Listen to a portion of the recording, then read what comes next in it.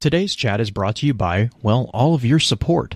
Through the patronage you provide the Focus Fire chat team through Podbean's crowdfunding, we are able to provide you with the weekly podcast as well as the website and other aspects of Focus Fire chat.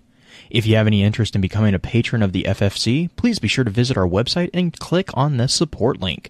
Even a single dollar helps, and for those of you who are already patrons, thank you again for your generosity.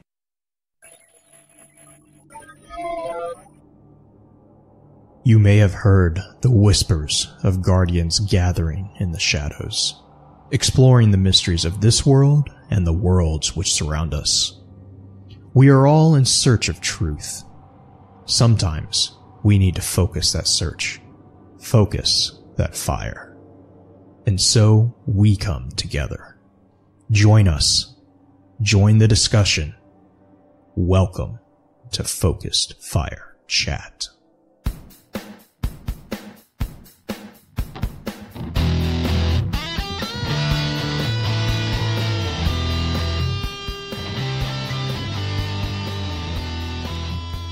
Welcome back for episode 151 of Focus Fire Chat, recorded live on December 1st over on twitch.tv/FocusFireChat. As always, want to give a big shout out to our live chat here with us. Thank you so much for joining us once again.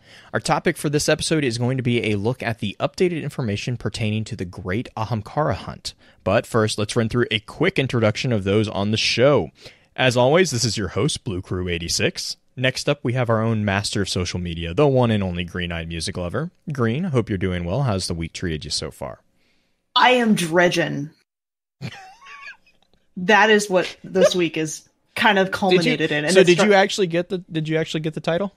Yeah, I do. I have the title, and I bought the pin. I grinded for like 14 hours last weekend because I had to get it done before Tuesday for resets to be able to get the little metal pin from Bungie. I grinded for like 13, 14 hours all weekend, and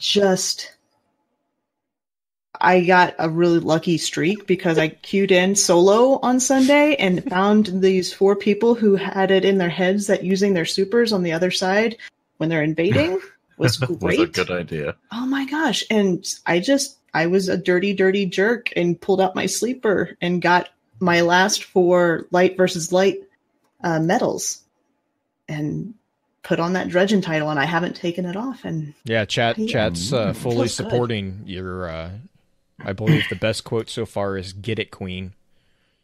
Yeah. I worked hard for that. Well, rounding out the usual team, we have our good buddy Beard Grizzly. Beard, how are you doing? Oh, no additional names. No, not yet. I was going to give you a break since you had a bit. You had some drama on Twitter, and so I was giving you a break. But I was just trying to be nice. That's fair. That's fair. But for the first week that I actually deserved the content title. So hey, look at this! Look at this! I try to be nice to you. Well, I was going between either that response or it must be a Christmas miracle, but I opted for the other one, obviously. Anyway, I've been great. I had family visiting for the week here, for the month. So my time has been basically, if I'm not on the show, I've been at work, and if I've not been at work, I've been mildly working on the channel, and then everything else has just been like, I only get to see you like 1 month out of the year, so hi, let's hang out. But my sister got to visit me, as I've mentioned a couple times now, from California, so it was really good to see her. And otherwise, that's really been my last month, but this past week was rough, thanks to, of course, Black Friday and my current occupation. And the recovery this year for Black Friday felt worse than every other year, and I don't know why. It wasn't like it was that busy, but it just felt weird. Anyway, that's been my last week, or really 2 weeks here. Yeah, they extended all the sales. It was weird, like. For the Cyber Monday, I just got a notice today. They're like, Cyber Week is over. I was like, Cyber what? Like Cyber Week. I'm like, wait, what happened? Like, we're entering into a world where there's always Black Friday sales. Like, it's like, oh, hey, it's January 1st, time for Black Friday. Yeah, I'm going to say everybody's either preparing for Black Friday, they're doing something else with Black Friday. I'm just looking at it going, Thanksgiving doesn't exist for a good majority of retailers anymore as it is, so why the heck do we even bother having Black Friday? Because at this point, there is no sense in bothering with the price. You're going to get me on this entire tangent. I'm going to stop myself here. I had to explain to my son what Canadian Thanksgiving was. Right. Oh, wow. That was very difficult. I'm going to say it's the same thing as like Chinese New Year. You got to explain that to some people. He asked me about that this morning. At the same time. he had those little calendar stickers. He's like, look, it's Chinese. And I was like, you mean Chinese New Year? Yeah, Chinese. So I was like, yes, that's Chinese. Okay, never mind. We're moving on. Yeah. Also, I think Ziona Ray in the chat kind of summed it up best. I'm just getting old. That's all there is to it. Aw. Rude.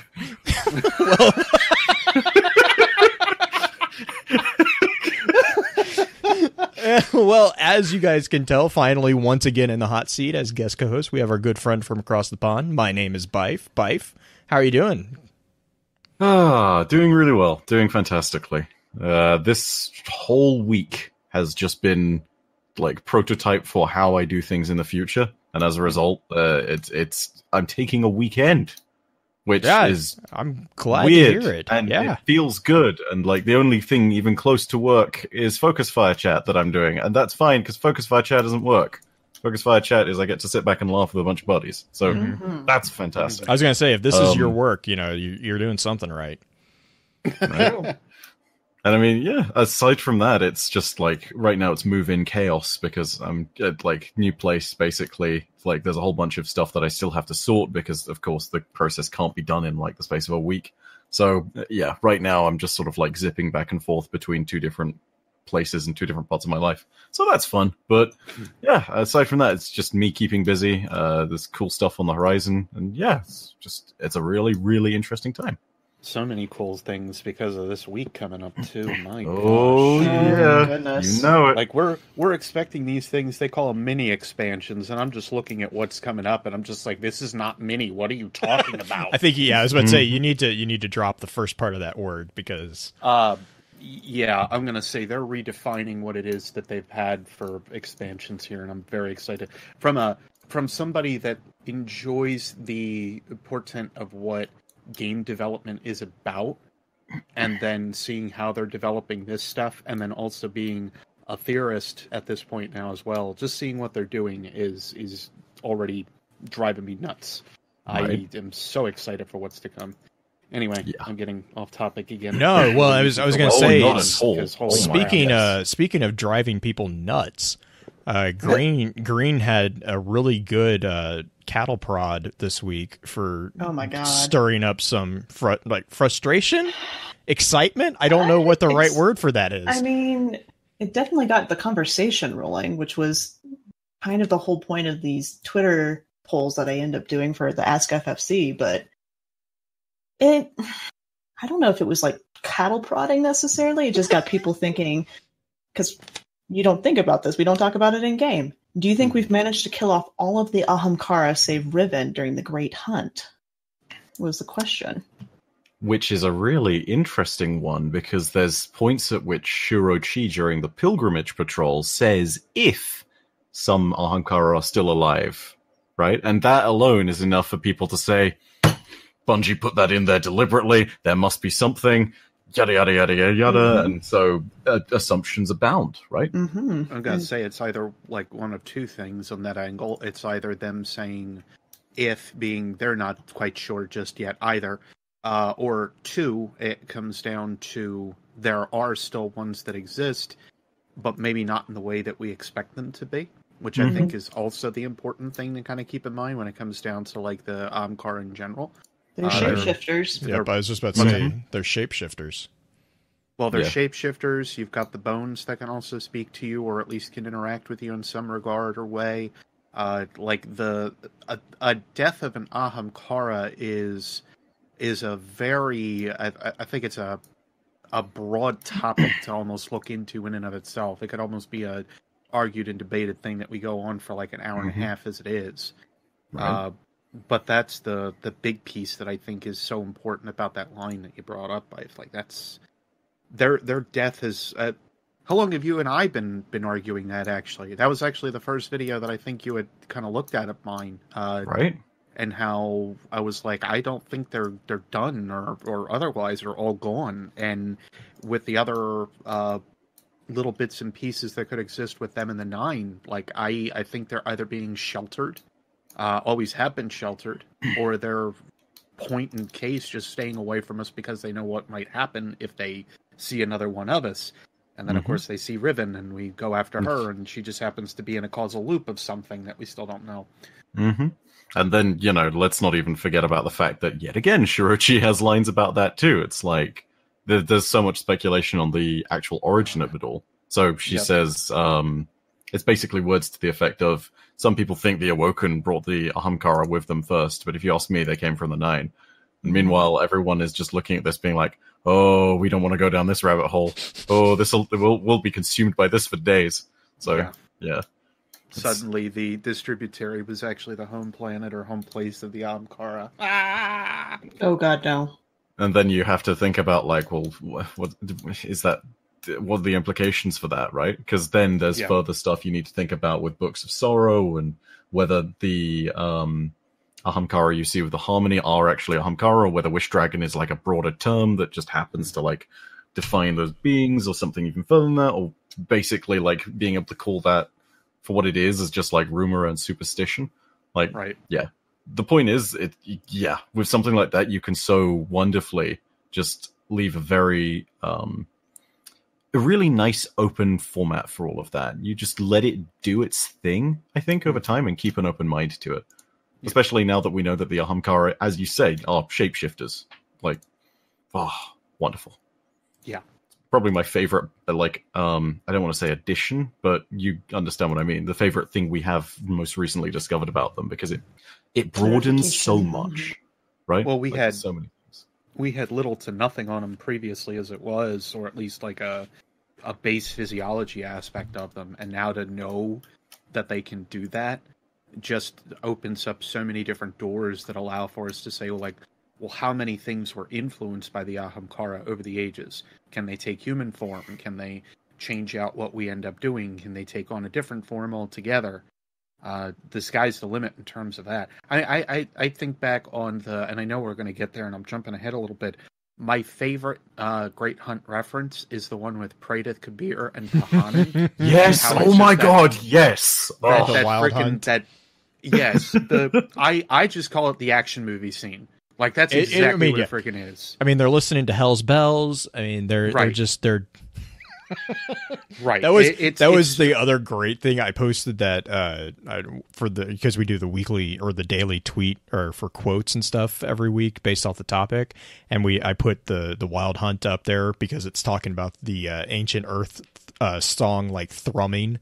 And it like started this giant debate on whether it was AC/DC or Queen, or it was like there was a lot of opinions about what song they were listening to while they were hunting. Right. Well, and there's also the Vex scannable on Nessus that talks about them listening to classic rock and everything too, and I'm just like, oh god, so at least some of the classics survived. That's good. Anyway. Well, I know it was really it's always entertaining for us to get those kind of like I don't even want to say like hot button topics, but like they're kind of like getting the conversations kind of going. Even on Twitter, where I know it's difficult to have very in-depth conversations sometimes. But I know, obviously, everyone here is looking forward to diving into discussion. So we're going to run through standard intro notes, and then we'll get right into it. In our last episode of Focus Fire Chat, we discussed the Wall of Wishes. If you ever miss an episode and would like to catch up, please be sure to check out FocusFireChat.com for archives, articles, and links to the other aspects of Focus Fire Chat. If you don't mind, please rate and, if you can, review the show on iTunes, Podbean, or whichever podcasting app you use to enjoy podcasts. Reviews are extremely helpful as they not only let us know what we can do better, but help us stay up on the charts, which helps others find our amazing community. To those of you who have already taken the time to leave us a review, thank you. As many of you already know, Focus Fire Chat is a cross-community gathering where the intent is to offer a week-long, in-depth view of a particular subject from within the lore of Destiny and other games. This chat begins every Tuesday morning and runs until the following Tuesday, with topics decided by the group via a poll that begins every Friday and ends on the Tuesday morning of the new chat. Every Friday, at around 10 p.m. Central, we get together to stream a high-level summary of the previous week's chat for those who were unable to participate. Please be sure to also give some support to the other podcasts in the Guardian Radio Network, links of which can be found on our website. If you're a fan of lore in all its various forms, be sure to also check out thelorenetwork.com, where you can find a wide variety of some amazing content that covers a number of different titles and mediums. Our next chat is going to be a discussion on the extra lore topic for November, Fallout. However, as always, please be sure to weigh in on the poll this weekend to let us know which topic you want to discuss after that. Links to that poll can be found on either Twitter at FocusFireChat or within our Discord server. With all that being said, here's Green with a high-level summary. Since the release of Destiny and the dawning of Grimoire, there has been a secret obsession within some of the darker circles of the community. It is an obsession shared with Guardians in game. The desire for power and the mysterious race that granted such things. Wish Dragons. Ahamkara. Their bones granted special abilities through our exotic armor pieces. But as always, power doesn't come without a price.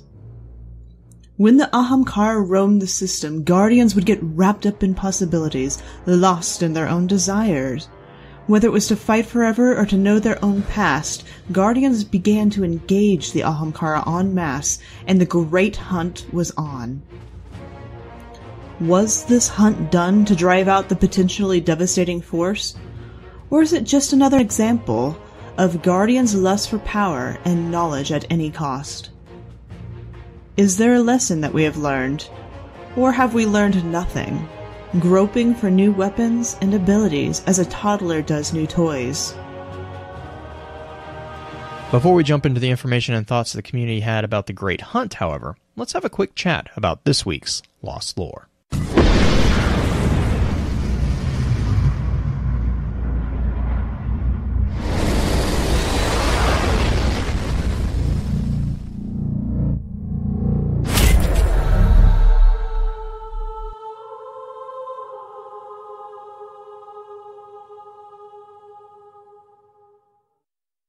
All right, so as promised on the last episode, I am going to kind of dive into the source of power, source of sustenance, I guess you would say, for the Ahamkara, which is what we know, or what is called the Anthem Anatheme. And I kind of mentioned this with last week's Last Lore, but I kind of wanted to dive in, like I said, a little bit more in depth with this one. And obviously the first part of that whole thing is to take it apart. So we have two words here, anthem and anatheme. Anthem is generally defined as either a rousing or uplifting song that's identified with a particular group, body, or cause, but it can also be known as a choral composition based on a biblical passage for singing by a choir in a church service. So it's got both either I hesitate to say political, but there's a ideological connection or even a religious connection there as well. Anatheme is actually connected to anathema. It's actually the French it's the French word that translates into English as anathema. It comes from Greek, and it means literally suspended from the bottom up, or to pose or to place. It can also mean religious offering or even doomed to hell. So if something is declared anathema, that's where you see usually an exiling of that thing, especially within religious context. Within the French dictionary, the definition is an offering made to a deity. It's a destroyed object or immolated victim offered in atonement to a deity. One other definition that was found is a sentence of a curse against a doctrine or a person that's deemed heretical, ecclesiastical penalty of publicly cutting off someone for heresy from the community of the faithful, excommunication by cursing. So basically, the word anathema refers to reprobation. It's basically a disapproval that involves an indexing a person or even an idea. And this is especially used in rhetoric and expressions such as throwing anathema or to strike anathema, in which the point is to add emphasis to that. So the origin of anathema is religious, and according to the epoch, it actually means an offering or a sacrifice, as we kind of talked about with the French definition there, usually through immolation, which is when you light something on fire, and it's usually associated with the Greeks and the Romans. Now, since the New Testament, it generally is defined as meaning a curse of a doctrine or of a person, especially in the context of heresy. You also see it used in the English language to denote reprobation, and again, you'll see that back in the French language. So if we take those two words and we actually talk about that, it literally translates into a song of identity for a group of creatures who, through their power to dominate the objective universe with their subjective will feed upon a perverse coercion of reality to match the desire of their victims. Really quick, fun trivia note, and longtime listeners of Focus Fire will understand my humor here. Some synonyms for Anthem, real quick, are canticle, carol, choral, hymn, psalm, spiritual, and my favorite one. No. Stop. Not again! Don't you dare. I'll stop. I know where this is going, and I know how this ends. He skipped over it when he was reading the list. I had to leave it. I have to leave it for last because it's the best one. I have not seen a tweet from that account in like a year. Do not resurrect this. We don't want it. Nobody wants this. Stop it. Literally, I was reading the synonyms for it. I was like, "Oh my gosh, I'm going to have to include this." So it's a paean. A paean is a synonym for an anthem. It's a song. It's a song. I know. I love it. God. Unbelievable. Okay, for chat listening, Mike and I had ourselves muted until we heard him start going down. I was like, no.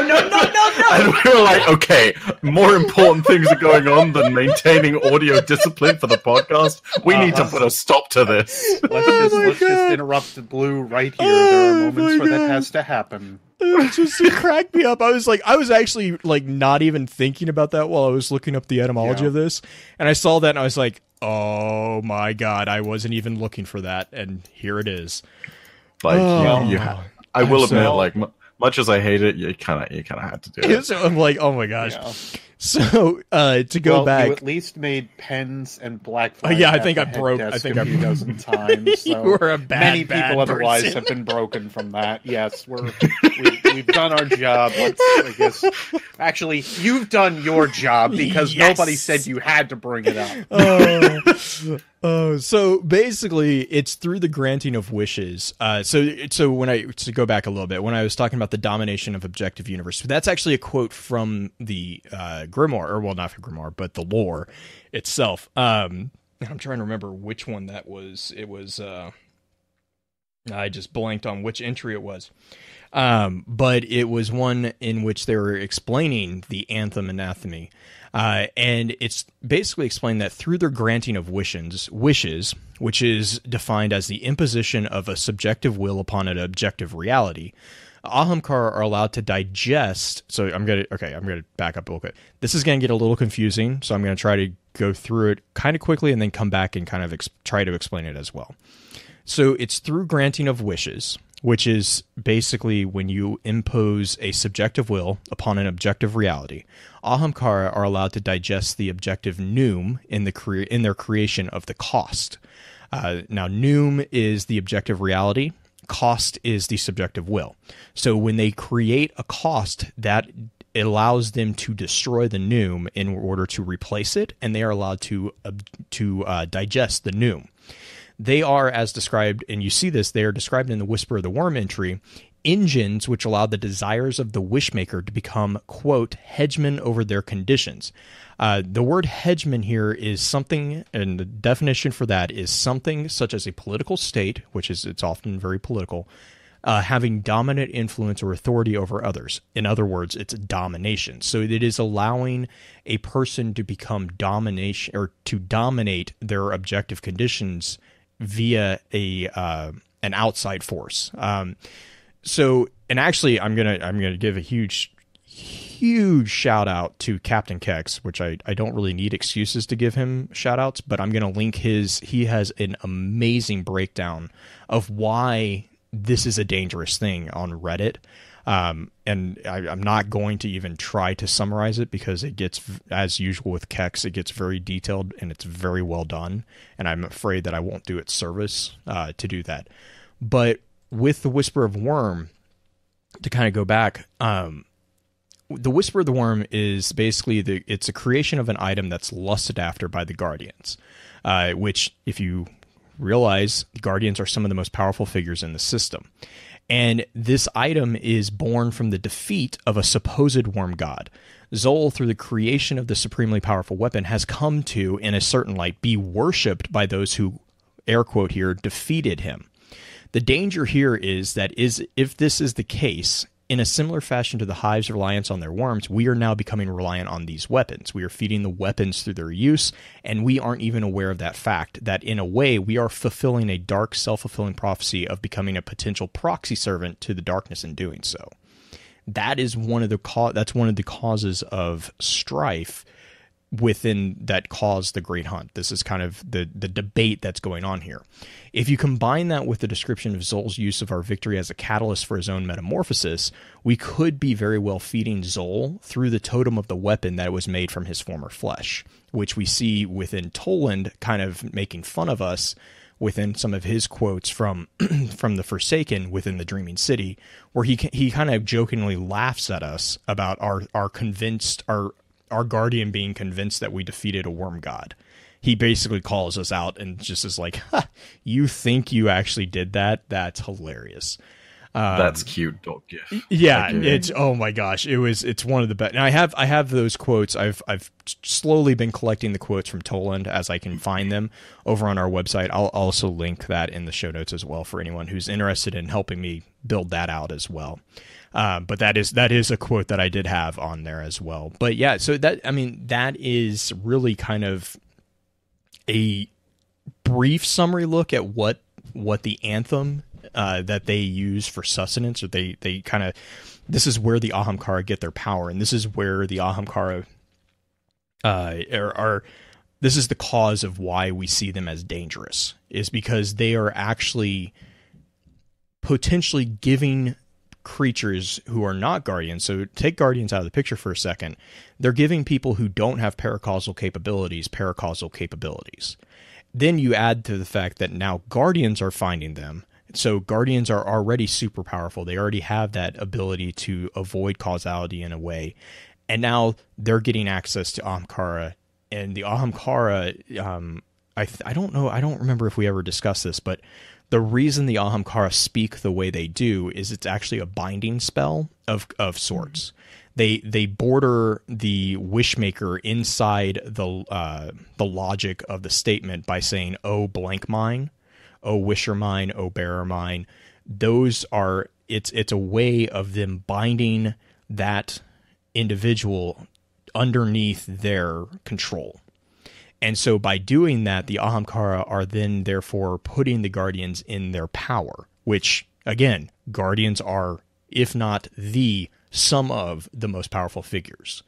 So that's where, again, the Great Hunt is and I think we'll probably get into it with the Ghost Fragment Legends 3, as far as like kind of the summary of why we did that. But I just wanted, again, really quick to kind of dive into the Anthem there. And before I go off, because I will go on and on about the digestion of Noom, because there's a lot of philosophical debates within phenomenology actually that touch about that. But I'm going to let Green kind of take over for introduction of the Great Hunt. All right then. I wasn't expecting this. Surprise! So, yay! Reason for the Great Hunt was the price for the answer that the Ahamkara provided to the Guardians was too high. So we have examples in some of the different cards or some of the different entries that we have of Guardians going out, and like there's one where somebody's having tea with an Ahamkara and they're learning about their past and like crying, and it's kind of disturbing, and so many different levels within that one. And then Wei Ning is punching something forever, essentially, because, Wei Ning. But it was kind of forbidden at first, and then it kind of became a game. And then we have like the card from D1 where the warlock challenges the hunter to go and take down the Ahamkara, like they were drinking in that bar. I wish I could remember what the name of that card was, because it was... It's Warlock 2, I believe. Ah, yes. Such a interesting thing. The fact that Guardians, they can't resist not getting caught up in something powerful, either because they're going to go and try to gather something from them and get something from the item or the person or the being, or they are just utterly curious like hunters and just can't keep their hands out of the cookie jar. But Guardians, they could not resist the siren call of the Wish Dragon, so it was decided to remove the temptation completely. Ironically, by causing the Great Hunt, they exposed some very familiar Guardians to these Wish Dragons fairly... quite a bit, actually. Eris in particular is one who dealt with the Wish Dragons quite a bit, it seems like. And as shows well up as 3 or 4 times within the various tabs, doesn't she? she's in all of the hunter cards. Every single hunter item she's in. Either speaking, being spoken about, or... Just present. Yeah, she's there. She's in every single hunter one, which I found really interesting. Then that leads us into the originator of all the worry about Ahamkara, Legends 3. Well, Byf, would you like to do the honors of reading Legends 3 to kick this off? Absolutely. Sounds like a great idea. Okay, so Legends 3, also titled The Great Ahamkara Hunt. After great deliberation, it was determined that the Ahamkara be made extinct. It was not an easy decision. Power had been obtained from the bargains, and the city needed power. Knowledge had been gleaned, and the Ahamkara knew answers to questions no one had known to ask. But the price was too high, and no edict or forbearance seemed to stop guardians from seeking them out, driven by hope or vengeance or despair. The call had to be silenced, so the Great Hunt did its work. And thus the Ahamkara were made extinct, their call silenced, their solipsistic flatteries erased, their great design, if it ever existed, broken. Of this you can be assured, O reader mine. And hence the craziness began. Yeah, sure. Totally dead. Completely dead. Nope, he's dead. Yeah. Oh my gosh. Oh, reader mine. Anytime that shows up in any way, shape, or form in Grimoire, everyone freaks out. Mm-hmm. With good reason. True. True. And I actually believe my very first video I ever watched about lore was about Ahamkara. Fun little history fact. But this card here just kind of even talks about the fact that it says they're extinct. It says we hunted them down. But did we? Right. I mean, did we? Needless to say, in Forsaken, we are obviously proven wrong, but there's an even grander point to be proven beyond just that, having known what the bones of an Ahamkara can do. Right. So, yeah. I say bones as though it's just that. Well, the remains generally is probably a more accurate phrase. That's true. And the fact that we have more than one item in game that can whisper to you, not just the Ahamkara bones, brings to light other questions about the relation between some of the whispers that some people hear about the hive and the weapons of sorrow, which granted we have not seen a technical weapon of sorrow in D2. But some of the same characteristics are there. Right.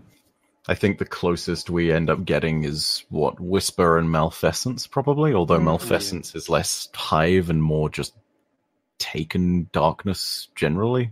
Right. True. But that leads us... saying Whisper can be argued based on, what it's actually made of, or if it had any basis in a weapon from like what we had versus what the Hive had created of it. If it was ever created by the Hive, or if it is just it's just Zol. All right, here's what I'm thinking. It's just Zol looking at the gun, going, "Well, Guardians use these. Here you go." Right? It's like, what was powerful previously? And then it just takes this great slideshow reel of us using Black Hammer and Black Spindle to defeat various false and true gods. Mm. Yeah. So yeah. Does it remind you of Touch of Malice in any way, shape, or form? Yes, of course. And it's Gaul one of those. Broke those. Okay, it's a total side tangent. I don't want to go into it, but I always wondered what the implication of breaking Touch of Malice was. It's a very open-ended little bit of the story that's just kind of like, oh, so what happened to this thing that supposedly contains the last remnants of one of the greatest gods to plague the system? Oh, that broke during Gaul's attack. Mm-hmm. You'd think that we'd be a little bit more panicked about that, right? I'm going to say, does that release Oryx back into the Nether, that he can come back to us in some way, shape, or form, except more powerful because of the fact that we then ended up putting in all of his other minions into the same exact spherical thing, and then they pop back out along with him? Which, if so, is bloody terrifying. Yeah. It's like, okay, cool. So that's just roaming the system again. It's like the potential loose canister of Siva that's out there somewhere.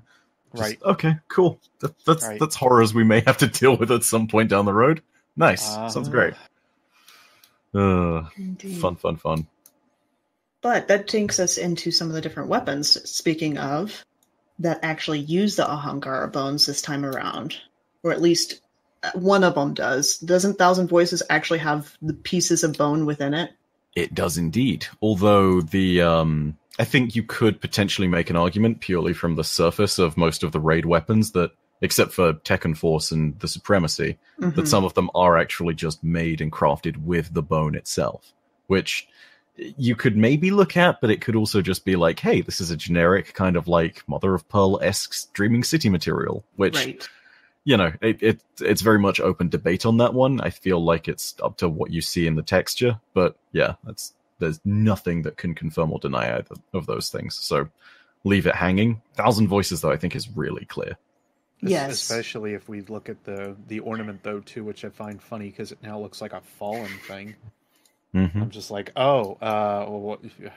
excuse me? Okay. All right, then. Well, Have that's any a thing, of you right? guys experienced this in the wild? Do either of you have 1,000 voices or have been shot by 1,000 voices? I think I've been shot by it once. I used Thousand Voices once on someone else's account while I was playing Destiny with the T1 guys. So I'm in this very sad position of not having it. What I have experienced, however, is the 1,000 Screams, or 100,000 Screams. I'm not sure how we'd label that one. Well, I think they labeled it with the ornament because they called it What, One Terrible Scream? One Terrible Scream, yeah. Which, it's just, by the way, it's well done, Bungie. GG. Well played. Say they memed themselves. I'll take it, though. I just love how 1,000 voices, we have Riven herself having multiple voices at the beginning of the raid, and then we get this gun that has that title. Yeah. To be... I don't know if you guys have ever been to a choral concert where there are a couple hundred people up singing at you. It is immense. A little overwhelming? Oh my gosh. To be a part of that as well is quite interesting. But the amount of sound waves hitting you, even though each one person cannot create so much sound, the culmination of everybody focused like that, you can feel it in your chest. Especially when you get a bunch of guys up on stage. It's really, really immense. Well, it's also like when an old tube TV falls and breaks. I don't know if anybody has ever experienced that, but it's pretty well like if the vacuum tube explodes, it literally feels like everything got sucked into that vacuum tube. Like everything around you, the air around you contorts. And it just feels like a bomb went off. Like, that's how bad everything feels with that. Mm-hmm. Indeed. Totally. So it's been so long since Cathode Ray Tubes. Yeah, that comment was okay. Anyway, moving on. It's okay. Okay. I had to think about it for a second. It's just like, all right. Yep. But 1000 Voices, its thing is it's talking about language as a virus, which we have show up as in different aspects in Destiny, within Failsafe, possibly having a virus within her.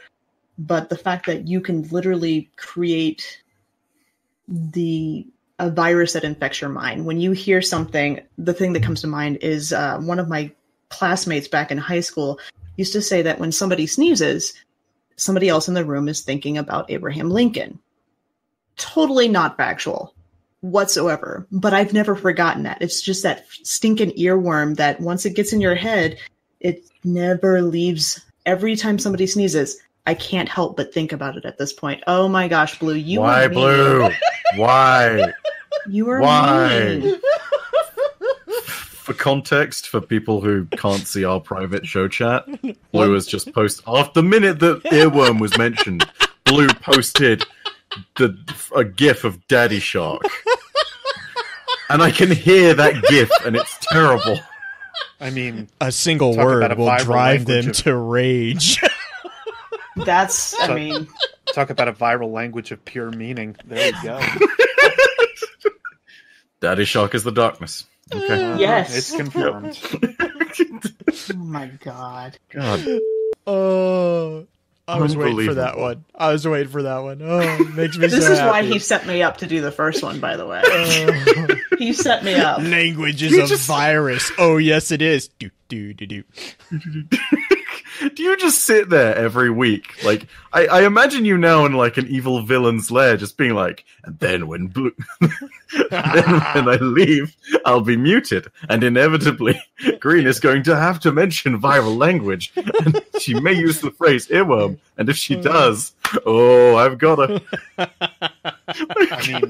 I mean, that's pretty much between me and Blue all the time. We're trying to have like top meme spot.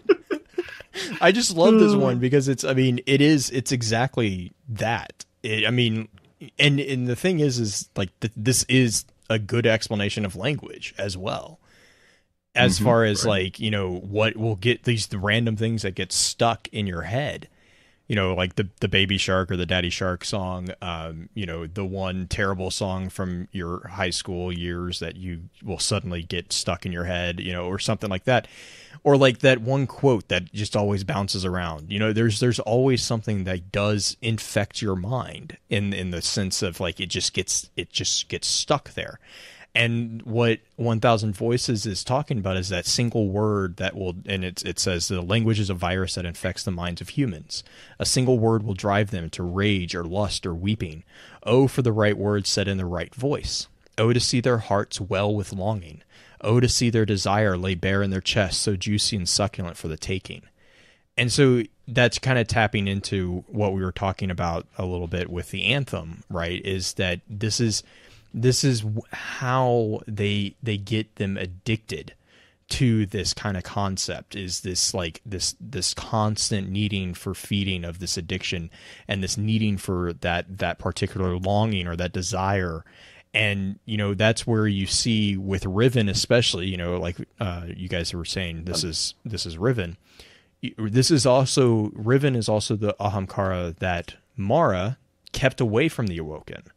And, when the Awoken, or when Aldrin was talking to her, Riven actually kind of perked up. There's a particular entry in the I think it's the Awoken of the Reef, where where Riven kind of like perks up because Aldrin is saying something and Riven can taste the desire, and it kind of wets the tongue of that particular Ahamkara.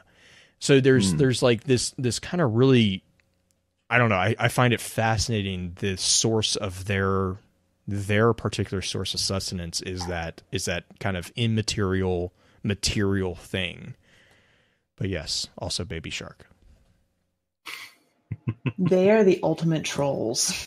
Great. Now every time I think about Riven, I'm going to think about Baby Shark. Why would you do this? I'm done. a raider. I am done. My job The here is face, done. the The podcast is over. You guys have a great week. Bye. Oh my god, no, you're right. You're right, Green. I can't think of Riven's face without... With the layers of teeth, just like a shark. So here's the thing. I don't really life. I'm sorry that you had to be here for this show. The more you think about it, the more it makes sense. The more it makes sense. It's a problem. God. Unbelievable. Unbelievable. Focus Fire Chat ruining your lore canon since 2013. I swear to God. I think we got to get Issachar that one for a bad Destiny joke. There you go. Oh my God! No, that's that I could see. That's right there. That's Can you imagine that? No, it'll be perfect. It'll just be freaking it'll be Shirochi being to like Guardians. Whatever you do, don't listen to her. And then it's just going to be a siren in all of the Guardians' heads singing.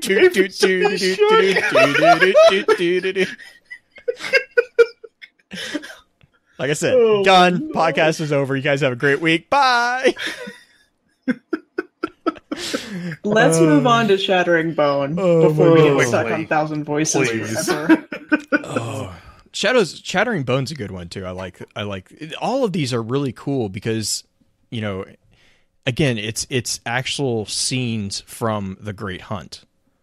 Like I love that. I love the veil being lifted a little bit and us seeing like not just seeing, you know, these guardians whose names we know and, you know, we already have our own opinions of, but like and to see more of them, but also to see like what their, you know, desires or what their characters were really looking for and kind of how they respond to them, because each one kind of responds to it differently.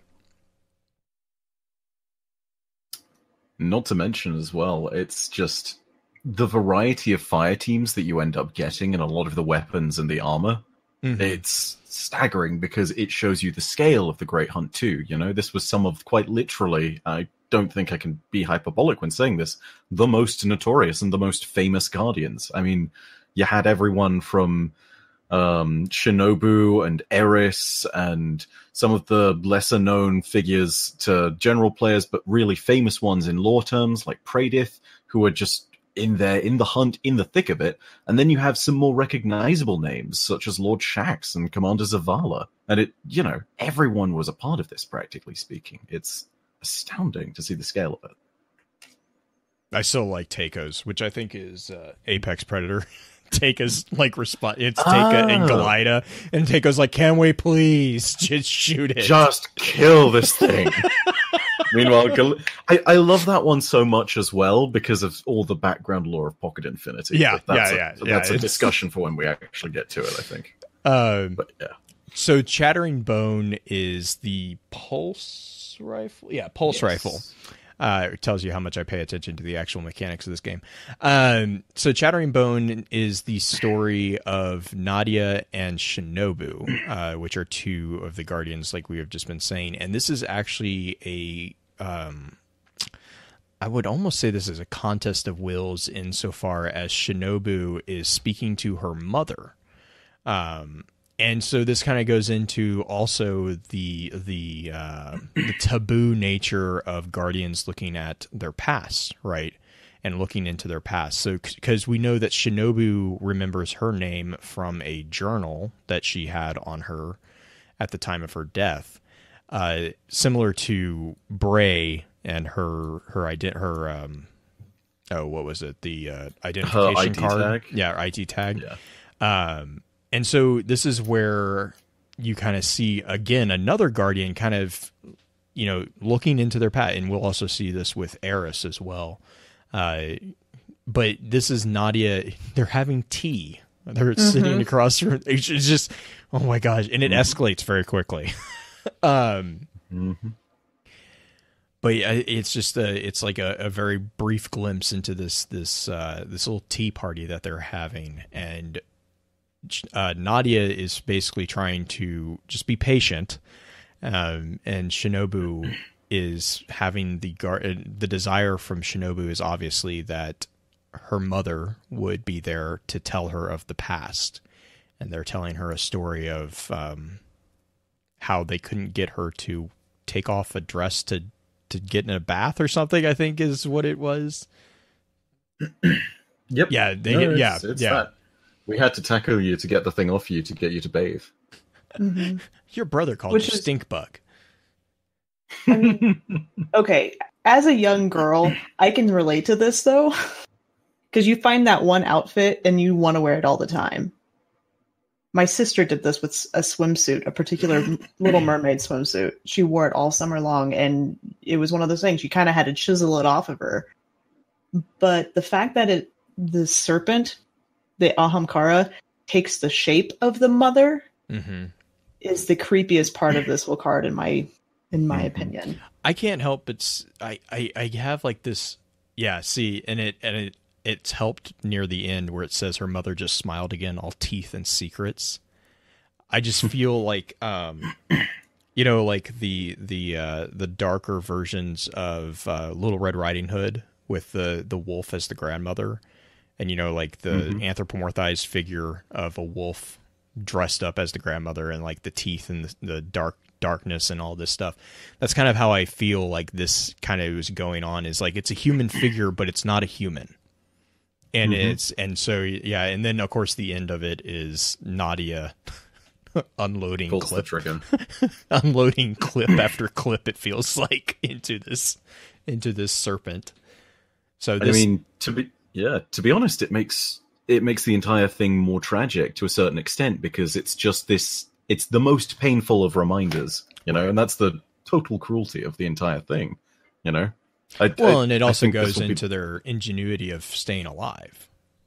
They find that weakness, and they twist the knife just a little bit to make sure that they aren't there, which is also explains why all of these are going to be pairs, or if there's always more than one guardian, and it seems like the one guardian is for better or worse the bait, and the other one's there to actually do the job. So, for instance, Shinobu is the bait, and Nadia is the hunter, if you will. Right. With maybe the only exception to that particular rule, where it's just, it's not exactly bait as in completely defenseless, being Saladin, if I'm not mistaken, because he wishes to fight a dragon. The dragon. Goes and fights a dragon. Are you serious? Right? And it's one of those things where it's like, you could say, compare it to Wei Ning, but no, like, really, in this one instance, it's totally different, for the fact that, this is not one of those things where Wei Ning is wishing to punch things for all eternity. It's just one of those, like, I am a knight. I want to fight a dragon. Haven't you heard the stories? Which, again, by the way, I've got to highlight, that's a fantastic one. Go read. I'm trying to remember which one that is. That's Transfiguration. The scout rifle. Yeah. Yes, which actually next. I was about to say, which actually is the next one. So green, I know. Aphrodite. Yeah, I was about to say, I'm pretty sure this is the Aphrodite one. Yeah, this one's the Aphrodite one. But you can do it, Beard. Okay. You do it. All right. Do we want to read them? Is that what we're doing? Or summarizing them at which this is point. Summarizing. That's what I figured. Transfiguration is the funniest of them all, I would argue to say. Mostly because it is Aphrodite, and we all know that I love Aphrodite very much. Some of you may take that too far, in which case you are wrong.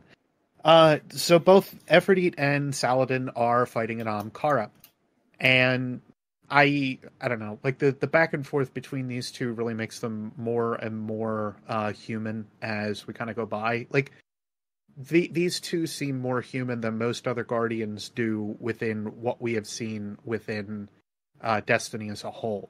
And I think that is one reason that I really do enjoy the Aphrodite character, is because she takes the humanistic aspect of being a Guardian and really does bring it more to the forefront of what I would hope to see. But that being said, her and Saladin are going back and forth, and I think the line here just kind of throws the whole thing in perspective. Why, in the Traveler's Crack, did you wish to fight an actual dragon, old man? To which Saladin, bringing up his massive axe, looks to Aphrodite and says, "We are knights, Lady Aphrodite. Do you not want to be a dragon slayer?" In which, of course, he says, "We are what we survive." Mm-hmm. I love this little line. I think, though, it does showcase a little something. If all of these hunts are meant to be during the Great Hunt itself, that would say that the Great Hunts may have taken form or during a time period where the Iron Lords were still kind of a thing. I don't know if I really want to read it that far, but I have a feeling that that's what they were going for.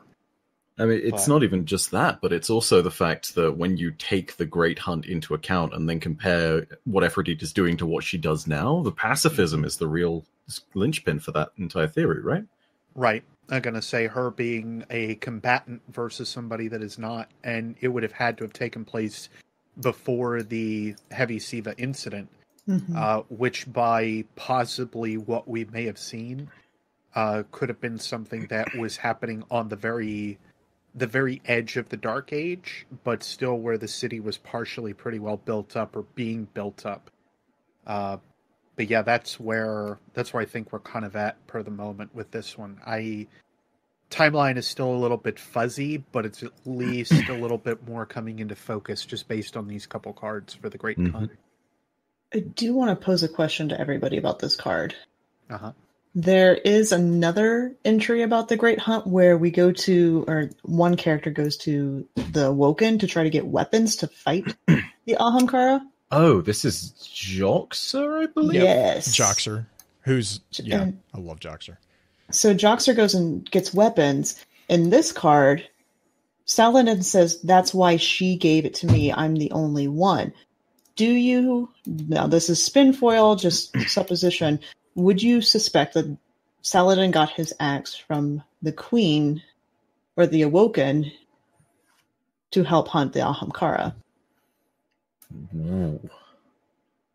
That would be interesting, given the adornment that is all over said axe. That would almost say that the Iron Lords were helped or tempered by the Awoken from day one.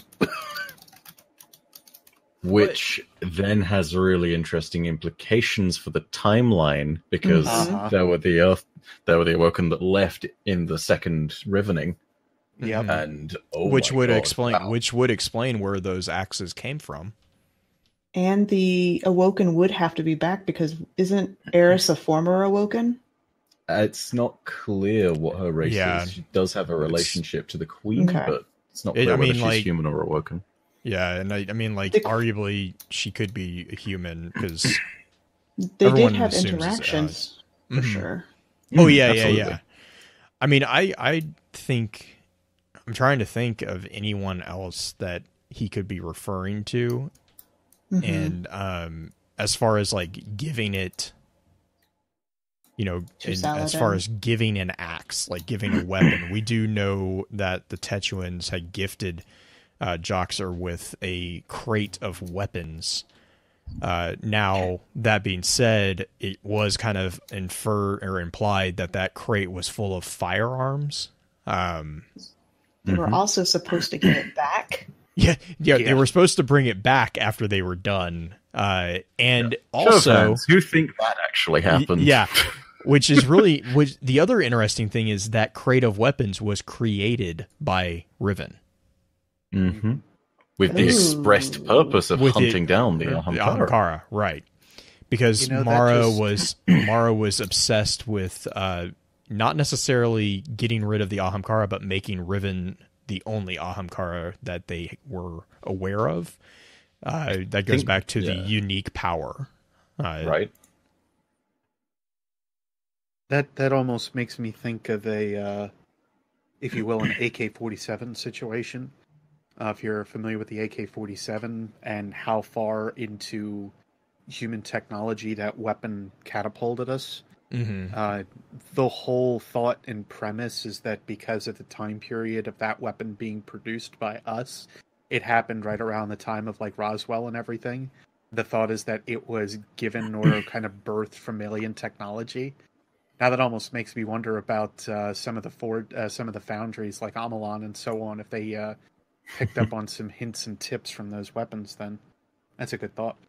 And then it's even more interesting considering some of the contexts in which you also see Guardians like Joxer. I mean, right.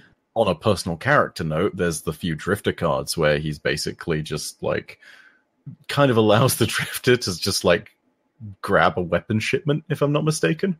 Yep. I believe that's Joxer as Redrix. Joxer. Joxer, yeah. Because they were trying to put the frames back together. Yeah. Like it's one of those things of like it's really not out of the possibility just based on character interactions, but yeah, it's pretty cool. Reading chat. Yeah. Now I'm stuck on an old theory of bearded eyes about alien technology. Oh god. Yeah, I know. Why did you?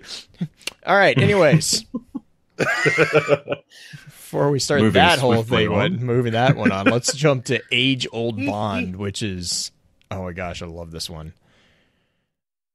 Which is also the quote. Well, the song is hilarious, but like the quote on this one is also really interesting too, because it's symbiosis, not predation, Mm-hmm. or wary one mine. So it's interesting because symbiosis is not always mutually beneficial. There is predatorial symbiosis. So it's like, is it tricky? Is it a tricksy little hobbits, or is it just, what is it going here? The scenario here is what we're calling the Wild Hunt. Praedyth, Kabir, and Pahanin. So this is taking place arguably before. Actually, I'm thinking, no, you know what? I just had the random thought. We couldn't say that this is before the Vault, because this could be part of a wish of one of the three. One of the three could have wished for their fire team to be back. I didn't even think about that. That literally just came. And this is my problem, because the ending is beneath the song, Praedyth heard static, like a comm signal. Best not to think about it. Praedyth wished again, and the hunt went on. Praedyth is stuck. A causal loop. Yeah, Praedyth is caught in the Vex thing. Whoa. Meanwhile, we've got an Ahamkara that is also stuck in there. Is that what we're postulating? Well, I don't know. Like, I don't know if it's that, but I almost want to say now I'm reading this as like, because at the beginning of it says Praedyth wished hard, wished it would never end. Right. So if you wish once before the Vault, there's no reason why this couldn't have been one of those things of like, okay, now you're trapped in time forever. Here is your wish fulfilled, and it's just reliving this particular memory of the hunt over and over and over. Yeah. Could you imagine if an Ahamkara was in the Vault? Oh, my God. Yes, but I don't want to. I'm going to say, suddenly we see what happens with like a Riven character and how she handles being taken and how she can take that to her advantage. If we have an Ahamkara that can then take advantage of the same powers as Atheon, that would be insane. It's just like, okay, yep. That's the other terrifying. The other thing is that actually brings to light the quote here, because if it's symbiosis, it's Praedyth, and it could be like chat is right here. I think, who was it? Wicked is saying, or he had a bone. If Praedyth has a Ahamkara bone and is stuck in the Vexel loop, it's a symbiotic relationship here. They're both keeping each other in a way alive. And so there's not predation going on from the Ahamkara. Right. It's literally they're kind of like, I don't know. To be fair, I haven't thought this through, because it literally just kind of came to me when I was reading that again. But no, that makes sense. Honestly, it really does. Because if you're in that particular state, you don't necessarily want to be lost in any part of time that you're not. And right? Dino, that's right. Dino right? just said that. Dino says the wish could have been cast before the infamous vault run, and that's why Praedyth wasn't just deleted. Here's another interesting thing. How do they have a classic song from Old Earth? Well, I mean, again, that's kind of just... like Beard was saying the comment on isn't it Nessus with it's classic rock, Nessus, which is where Vex are. It's underneath it's like the Undercroft area in the one public event. If you hop up on the one cliff and you do a scan, it says the Vex are listening to some old classic rock. At least they have good taste. I just always found that one funny. Right, and now you have a driving bass line of a classic song from Old Earth, and underneath the song you hear static like a comm signal. Mm-hmm. Like it's an old echo being sent out. My brain hurts. Like an old radio or something like that. I think I just broke my brain. Yeah. I think you broke chat. Oh my god. I think you killed us, like, at this point. Like, a single iPod could have been preserved. Oh my god. Wait a minute. Guardians of the Galaxy says what? Oh my gosh, yes. So what's that old line from Rahul in Destiny 1? It's like, old age data pad, once again filled with smut. It's just like, I love it. What is it? I can't remember, but I know it's something just... like he translated it and he was like, oh, that's just more. And I was like, oh my god. It's like indignation because it's almost as though it's happened multiple times. Right.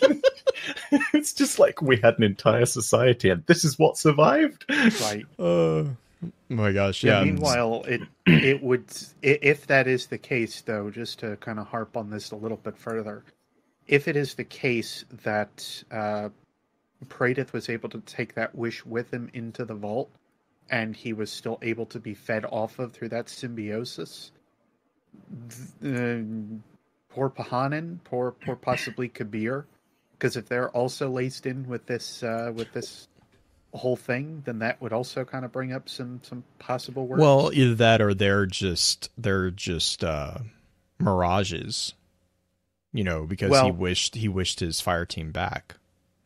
Well, the ironic thing behind it would be that Praedyth would be the one that would have been lost to time that we know of, at least throughout the whole of that endeavor.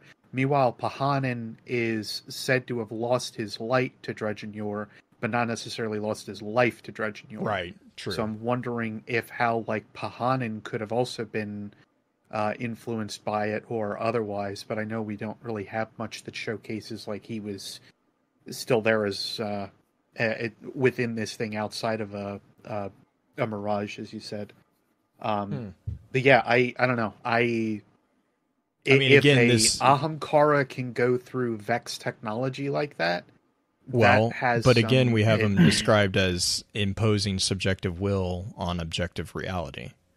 Oh, well, and it's as close to magic as you can find within a good majority of it, which is why I think we still hold to this idea and whole concept of, like, Ahamkara and Worm Gods being so similar.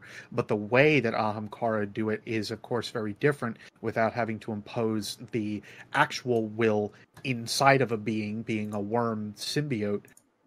Versus an Ahamkara that can literally just feed off of, like, brainwaves. And that would cause some interesting ideas, period. But then the other question comes down to if Praedyth was also stuck within that loop the way that he was, when was it that he had broken himself of the wish, or were we the cause of that at one point or another in order for him to then communicate with us? There's, I don't know, a few extra layers in there, of course, we'll have to kind of dissect. My brain hurts. This is a confusing one. There's a lot of possibilities in this one. I feel like we're going to be coming back to this one.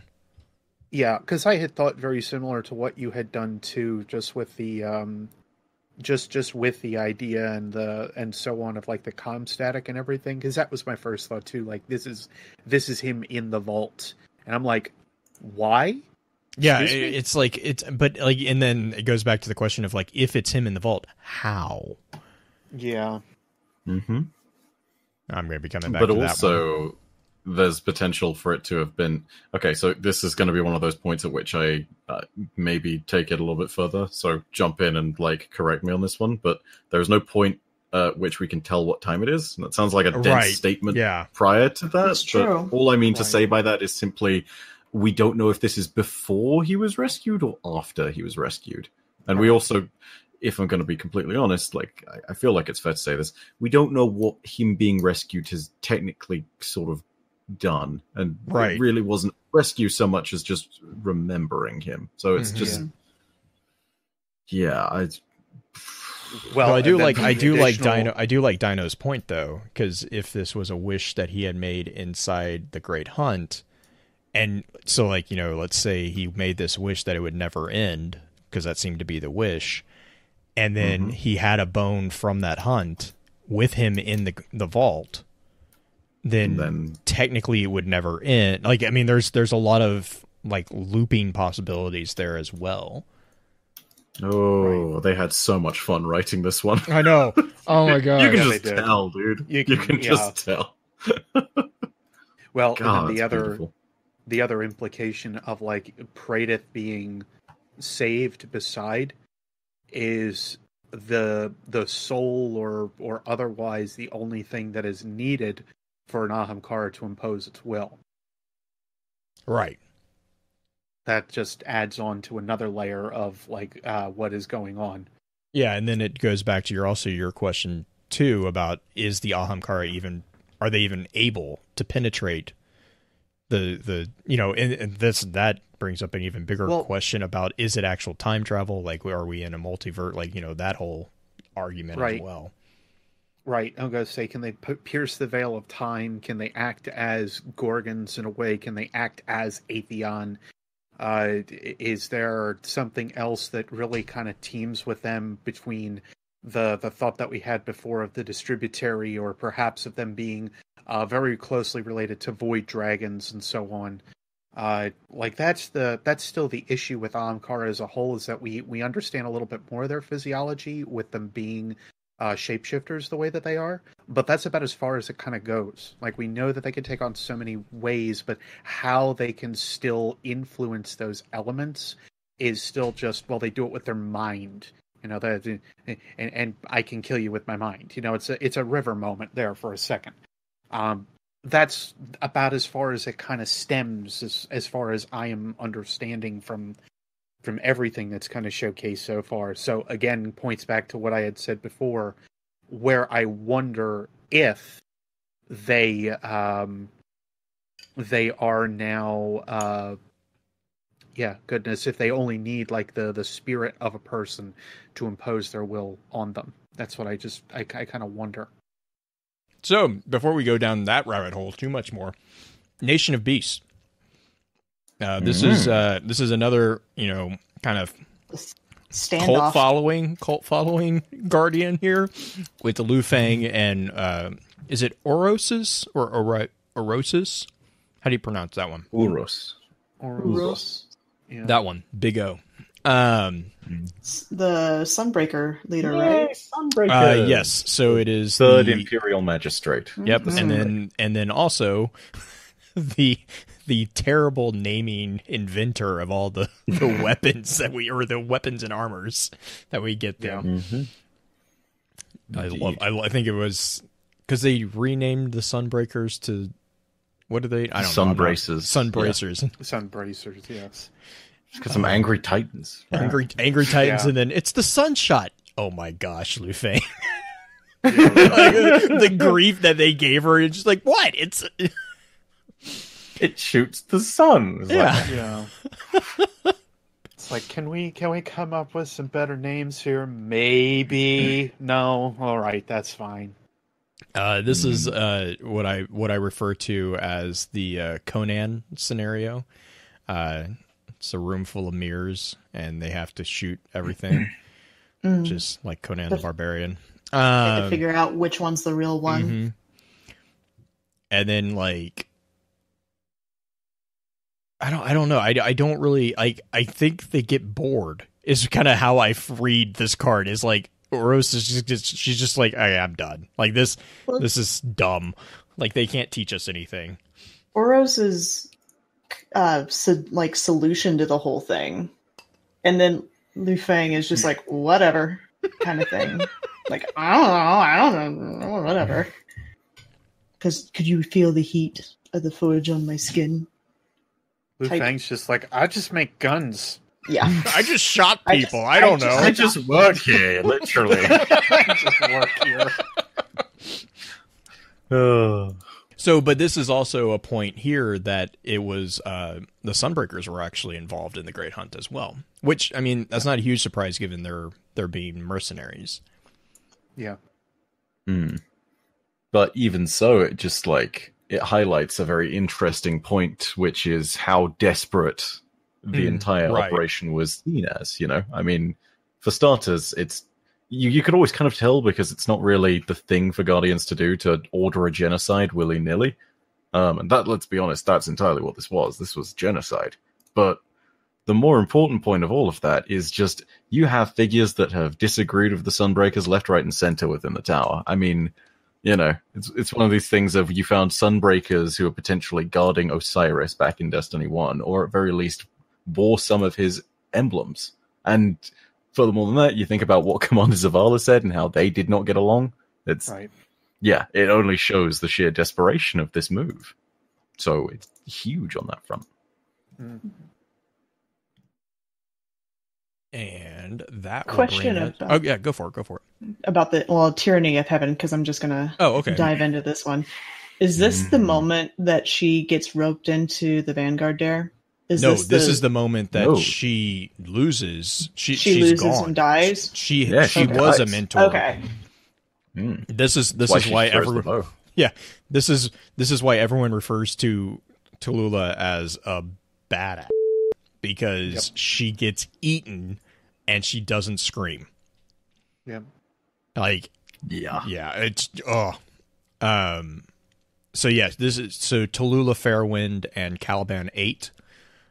Which I love the fact that Caliban's wearing a green dealer's cap. Mm-hmm. It just makes me oh my gosh. Aside from that, it's a bit of a tragic scene. It's a very tragic scene, but it's just a random tidbit of detail that it's just like, oh my gosh.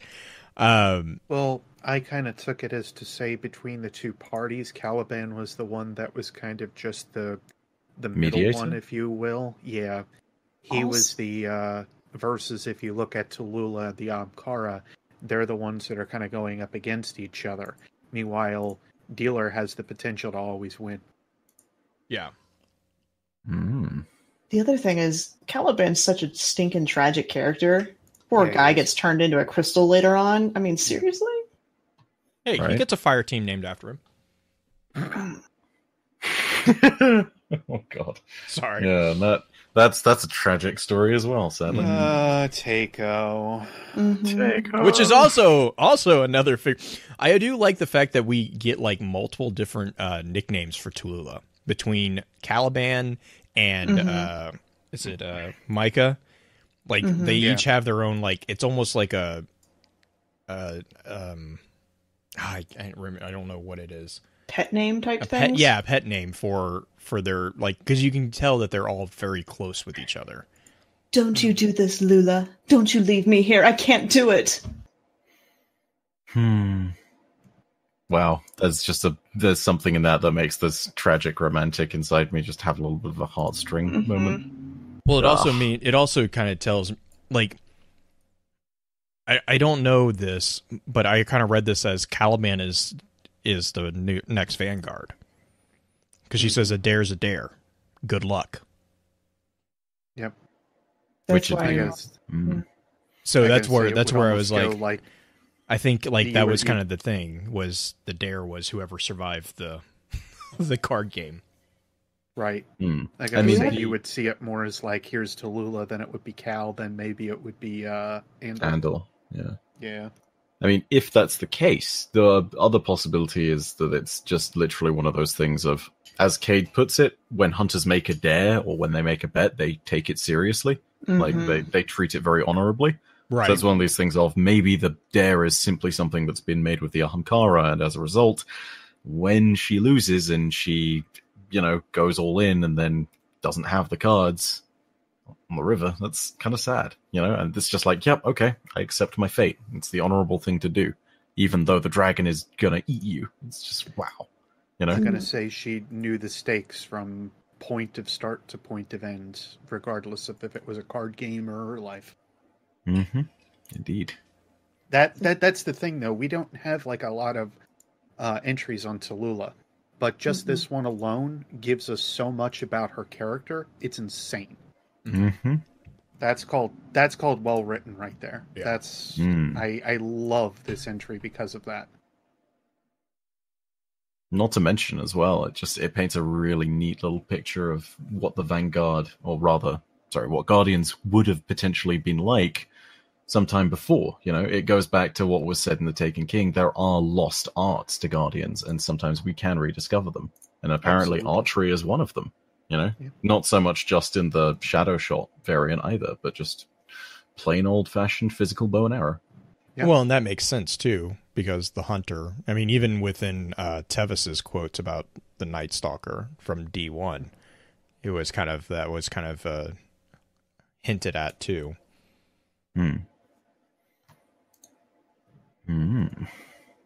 Yeah. I love this. Tyranny of Heaven is a really good one too. Are we going to revisit the Vault of Glass with Apex Predator? I mean, no. Why did you say that? It's just the Pocket of Infinity. I don't know what's the problem. Yeah, but I'm just thinking back on what we just got done doing with Praetor. I know, but look at this. The massive Vex construct that was the Ahamkara towered over them. I also love the fact that Takeo doesn't like Galida on the fact that she has two names. She's bored. Yeah. She's like, they've always been a little pretentious.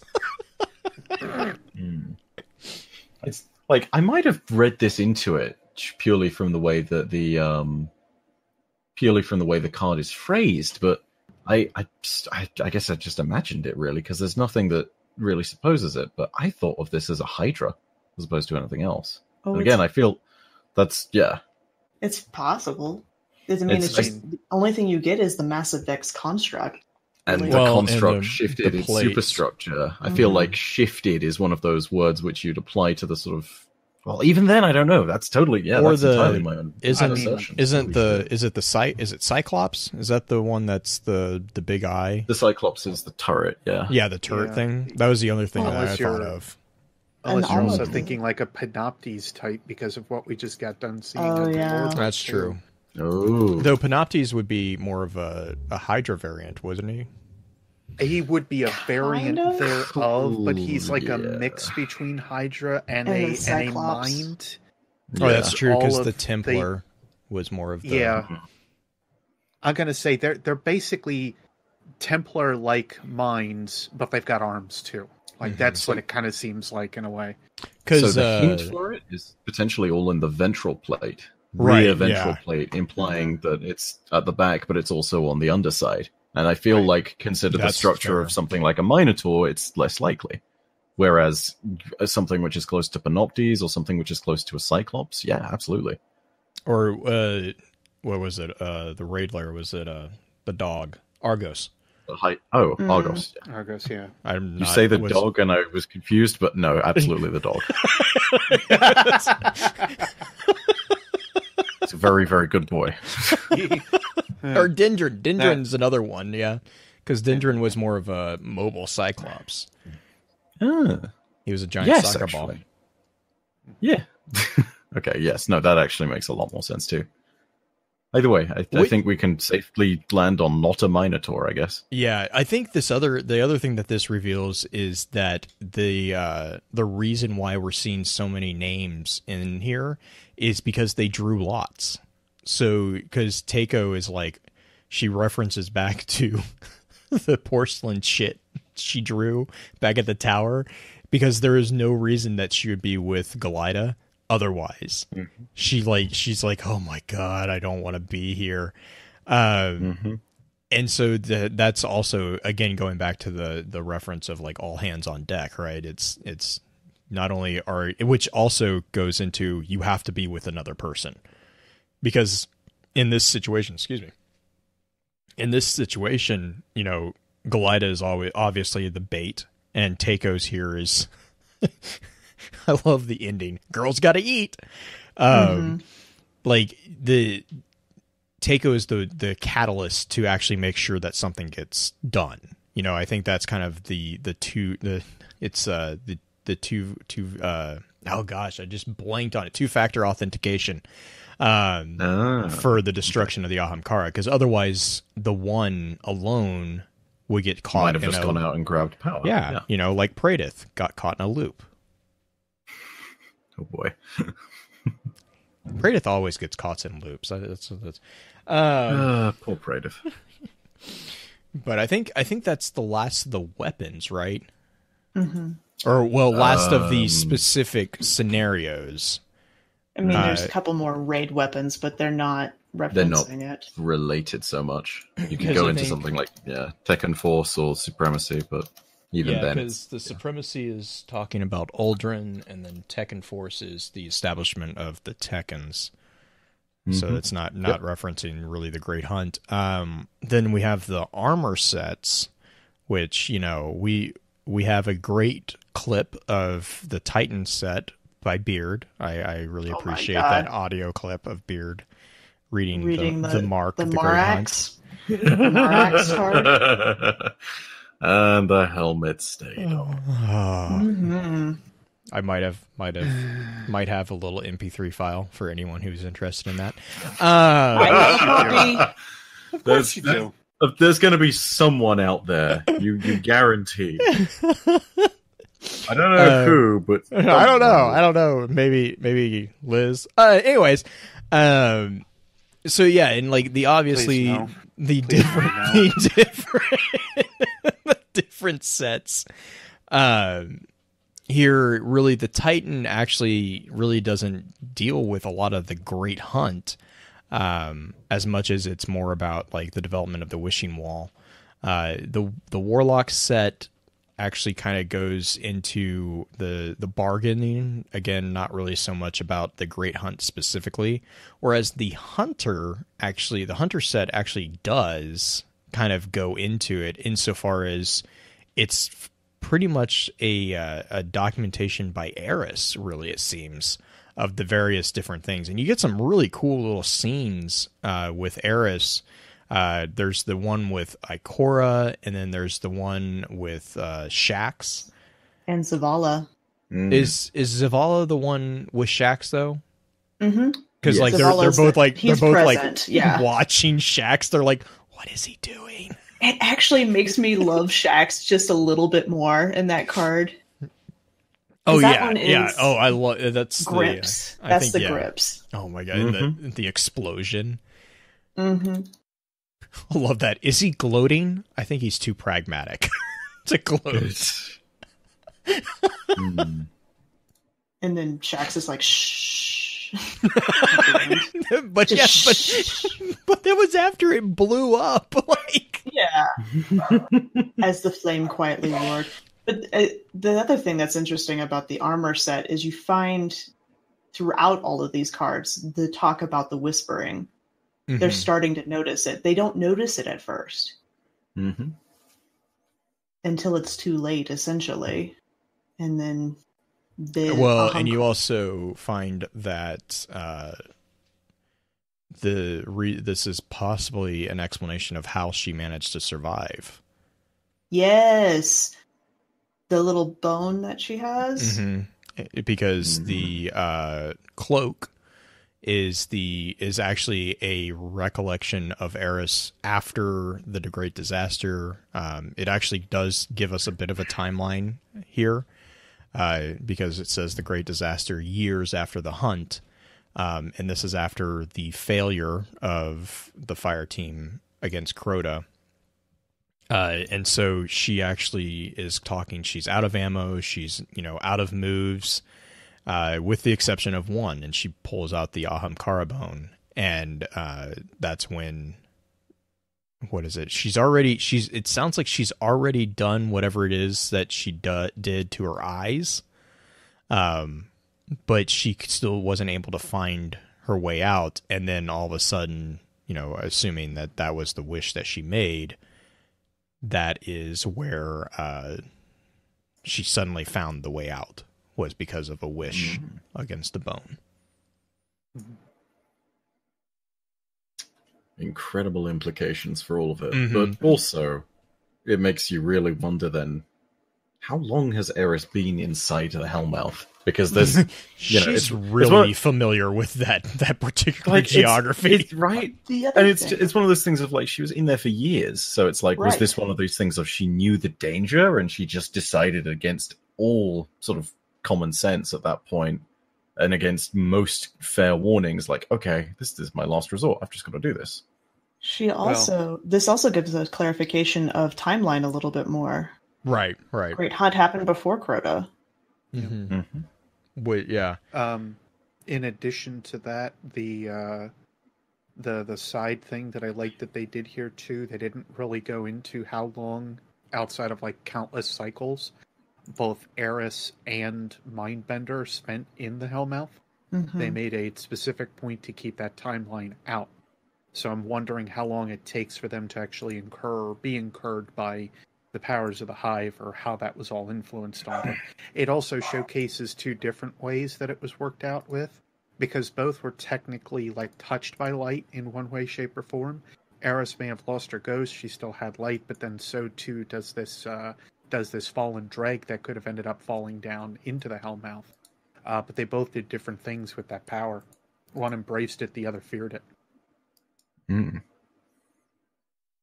And both ended up being rather consequential in one way or another to the story. Absolutely. Although, without a question, Eris is far more sort of... I feel like any statement I say is now going to be an understatement, but yeah. Yeah, I'm going to say, especially with Eris, considering she's still kind of there doing things with us, even if she's not directly doing so. Actually, something chat just said. Do you think that's where Shax got the Ahamkara skull? I think it's possible, but again, with the previous card, I presume you mean the grips, right? Yeah. Sorry, where he's like sitting petting it while it's dying, because he has the giant dragon skull above. He still has it. He's had it for a while now. So I was just. I mean, I'd agree if it wasn't. I'd agree were it not for the Shack sat silently in the resulting crater line, which that's true. It sort did kind of implies there's not much left. It did kind of blow up on him, or it could have been the Skyrim, the Skyrim disintegrations. Speaking of that dragon that has been there since D1, how did he get it out of the tower again? Oh, what, you mean the old tower?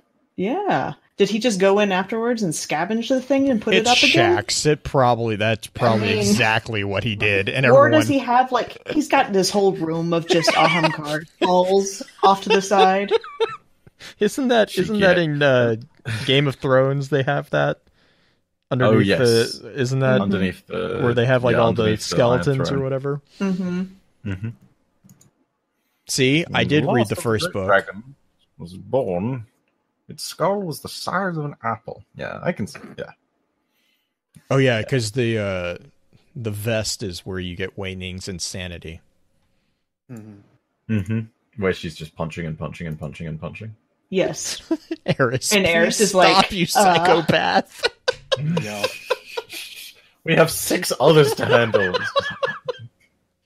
The fact that her wish was for it to never stop, essentially. Confession time. Confession time. I love that.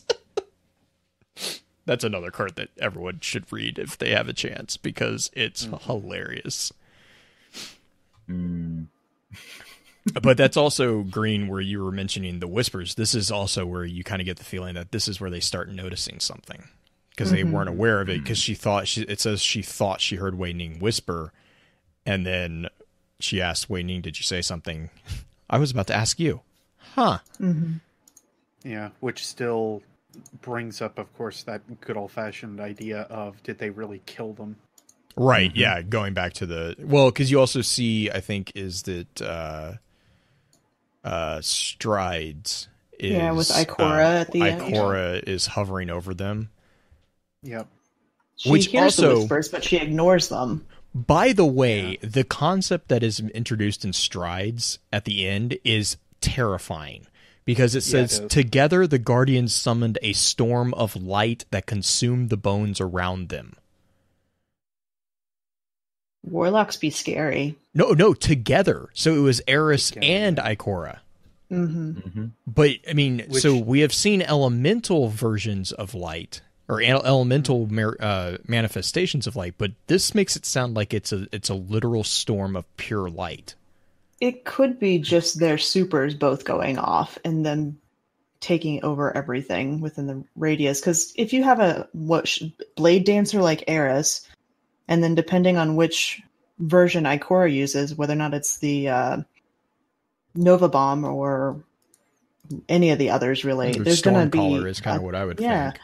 Right, so there's going to be a ton of light and flashing, and it's going to feel like a storm because of how much is going on. It's just... I don't know. Interesting if Eris were able to call down her light differently, even as a hunter like that, given what she is able to do with the different measures of words and so on that we now know of with her, that would imply that she has been a very different hunter from day one. She does get, in one of the other cards, it does mention she uses her Blade Dancer abilities. That was the Wei Ning one, yeah. She blinks. Yeah, she blinks and then unsheathes her blade. Right. It makes me think that the way that they say summoned a storm of light, like not of arc. No, exactly. It's right. But like that little nuance there just makes me wonder, with it's kind of the Captain Planet scenario with our powers combined situation, like if you harmonize potential manifestations of light, do you get a more pure wavelength of it? Because we have characters such as like the Fulminator, for example. Now the Fulminator is more pure arc. It's not it's not really, I mean, arguably it's light, but it's like the pure manifestation of arc. So we have like these pure forms of elementals, and then you have like the void things and all that. So arguably light is manifested as that particular element, or those particular elements, but that implies that there is something more than those elements that is being manifested, in a transcendent way. And so, and then the other reason that I kind of was, this kind of pricks my curiosity is that it goes on to say that they ignored the whispers, but the voices grew louder, harsher as the maelstrom progressed. Soon they couldn't tell the difference between the whispers and the storm. Now, again, going back to what you're saying, Green, I do see that being maybe a alliteration or a metaphor, because you do have the reference of stormcallers being, the hurricane. Maelstroms are referenced a lot with those. But I mean, it's just, again, if they were doing that, I feel like they would call out like arc specifically, because it would just be I don't know. I just find that maybe particular phrasing. Oh yeah, no, it's entirely possible. But yeah, sorry. I was just like, that particular nuanced phrase is just like, oh man. It's really hard to ignore. Right. Yeah. And this is also where Eris mentions that the Ahamkara are actually the source of her knowledge prior to her being a guardian. Now, that ties into Truth to Power, I think. Yeah, but that... But that's a rocky road as well, because we don't there's the whole Medusa thing going on, and At the end. that's a huge debate as well.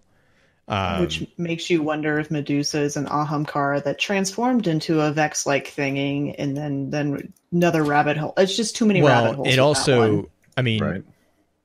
and this also kind of goes into the same card right here in the Strides, because Eris is saying everything they say is true, and Ikora actually rebukes her, and she says sentiment like that leads to morbid places, and it's almost like, be careful, because just because it's what you, and you saw that with Shinobu's scenario too. She's with like the mother situation. with the mother, because oh god, just blank. Nadia says she's lying to you because that's what you desire. So just because you're hearing something doesn't mean that that's the truth. It means that's what you want to hear. Right. The last one has quite a bit of implication as well, depending especially on when it happens. The mask. Oh yeah. Yeah. Oh yeah. That's yeah. Which Because it's also Is or that, go is for it. Go. that the one where Eris communicates with The queen. With Mara. Mara, She yeah. calls her Mara too. That's the other thing. Is like she's Right. very familiar with She's her. not Mara is not a foreign entity to her. No. It's And- also really funny because you get the fact that the Knots are authorized. I love that little tidbit. He says one of our warlocks stared into the paracausal phenomenon that formed over the Ishtar Academy and shot himself. Parentheses. He is not an authorized Knot. I was like, yes. They're like, what is he doing? Like, he's not supposed to be doing this. Like, dude, what the hell? That's my thing. I don't know why that call out makes me giggle, but it just was like, I was like, oh my gosh. Also, this seems to be quite a bit later because it mentions the war cult. The Which other brings up another really, really important question. And this is something that bugs me generally about the hunt. Do you reckon, instead of being a concentrated period of time over which it took place, that it was just a general effort that eventually led to victory way down the line? I would say I would lean more towards the second one on that, because we do have the card that mentions a year into the Great Hunt. So we know that it's at least lasted a year, but it doesn't necessarily say that they all went out together. All these cards have references to 2 or 3 people engaging with them, not necessarily a huge amount of guardians going out like we'd had on the moon with the Crota fight. I think that's also a very important thing between both the armor and the weapons, and how they reference, like, here with the armor we have longer implications or a longer story, versus with the weapons we have individual stories that kind of get spattered among it all. Some being the reason, perhaps, like in Tallulah's and Caliban's case, of being a possible reason that the hunt had started, possibly even the first reason that it had started, and then it kind of carrying on throughout time. I think that's why it is kind of important to at least showcase like how the Great Hunt was versus the ones that are the raid weapons that are still in reference to Ahamkara, if that makes sense. well, I Do mean, we know? even the Order 66 didn't take place in a single instance, right?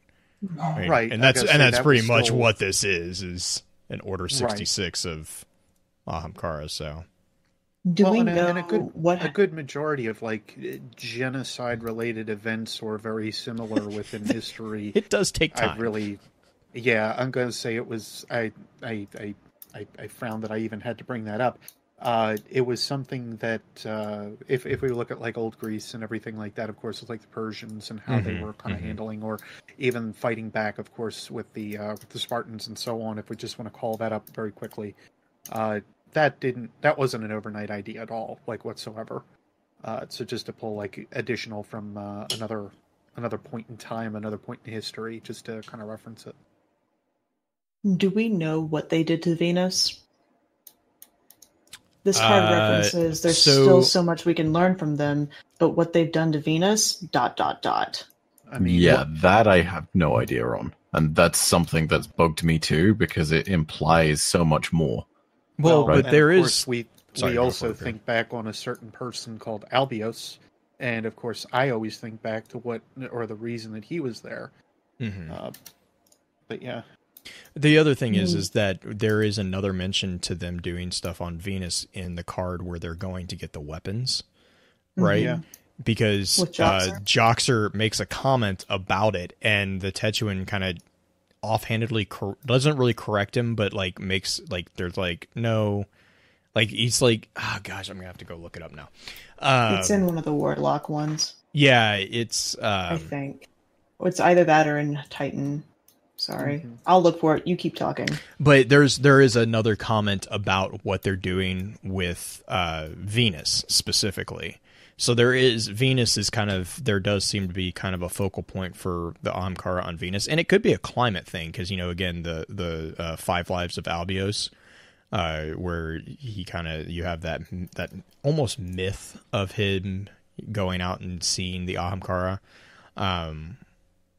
There's that whole thing too, which I think is what you're kind of talking about there, Beard.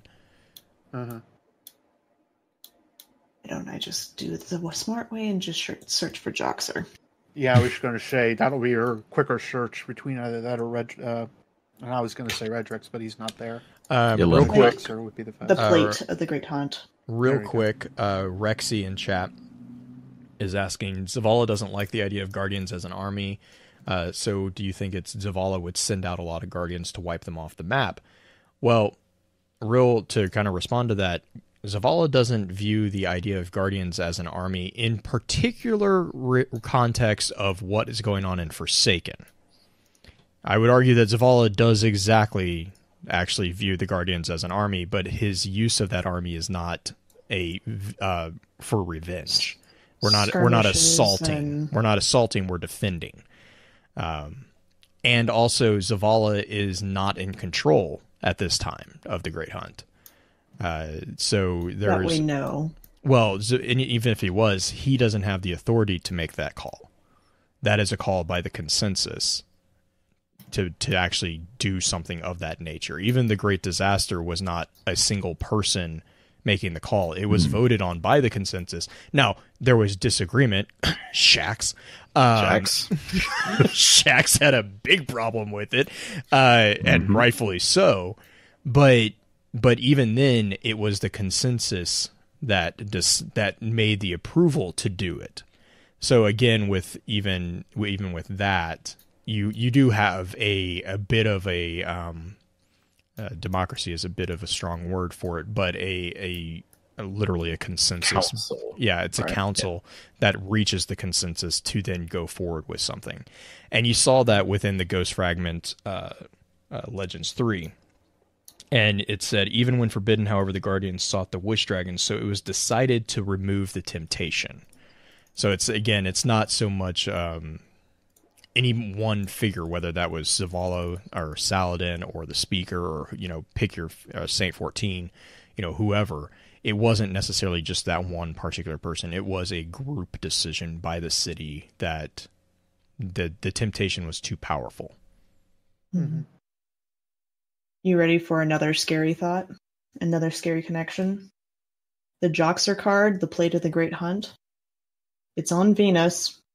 The Ahamkara are blasting and paving entire regions of Venus, he said. They wouldn't be so base. They're rewriting Venus.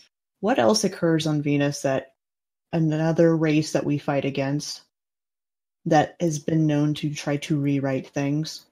Yeah, no, that was my first exact thought as well. I don't know where they're kind of leading with that, but Zerg. You're right. The Vex. Blue. Look blue. Yeah. So we it know was that Zer is a combination of so many cells, but you stop. You stop. That's why it was honestly one of those. It was one of those things that bugged me so much because I sat there and I was like, I know they are hinting towards Vex in this, but surely they aren't. Like, no, come on, like really, like how do we like, what's the wording I'm looking for? Reconcile? Yeah, how do you reconcile that with everything we know about the Vex? And it's just rabbit hole. The other thing is, Yeah. is like, if they're paving entire regions of Venus. Now, granted, we may not have been in any of the regions of Venus that the Ahamkara paved, but technically, as our Guardian was so new in D1, we wouldn't have known the difference. So, if they're rewriting things, the Ishtar Academy is there. There's so many things on Venus that are really consequential to the lore specifically, that causes so many issues if the Ahamkara are the ones creating the reality in which we are existing in at this point. Now all I have in my head is the Ahamkara versus Vex. Because both are trying to rewrite reality. One is being subjective while the other one's trying to impose a convergence. So like you have the duel between convergence and chaos. Yeah. Because the Ahamkara are subjective will upon objective reality, and the Vex in a way are objective reality upon subjective will. And it's not like we haven't seen battling philosophies in Destiny at all before. Right. What? There's none of that. What are you talking about? What? In addition, Every to explanation that, is simple. So sorry, Bid. Go ahead. That's all right. I was going to just comment on like the spots that have been like paved away on Venus or whatnot. I'm just thinking back on what we know about ghosts and the network that they have of information that they keep up on each other. I'm wondering if our ghost would know a little bit about that too.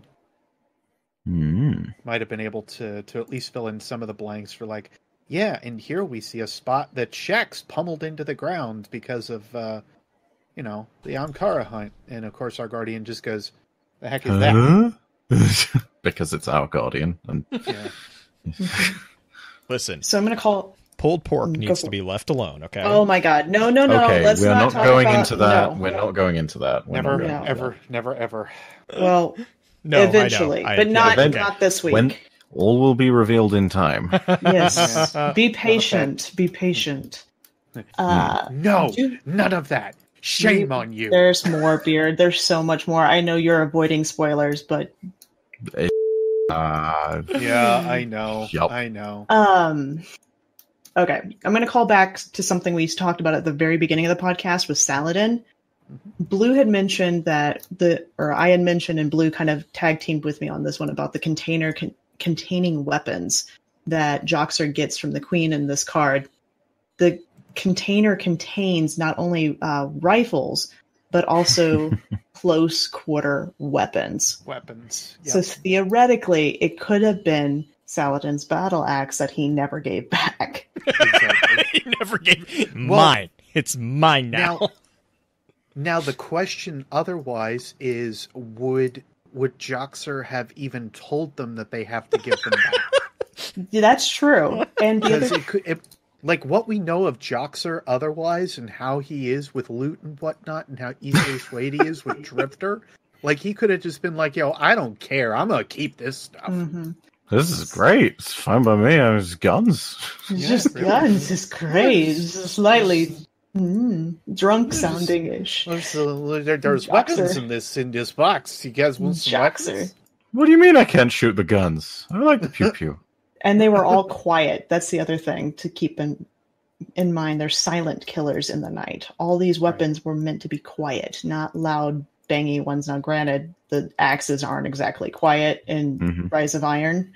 What are you talking about? It's a very quiet plume of flame in the air. Oh my god. An axe is very quiet. When you imbue it with solar energy, maybe not so much. Yeah, at least it doesn't sound like the mall. The mall is way too loud. Oh, you don't like the gong? Oh my god. Halfway across the map and it sounds like it's right next to you. It's not even tink tink at that point. It's just like boom. I'm gonna say it's just like, wait, who's announcing the approach of the Emperor? Huh? What? Where do I need to bow? Well, hang on. Wait, I need to make sure I'm not branded a heretic. Where is he?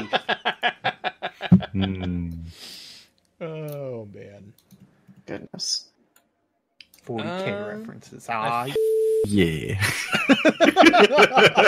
Yeah, I like how you two got exactly where that was from, and I'm just sitting here. I'm just blatantly ignoring it. I'm just ignoring Whatever. it. Absolutely ignoring it.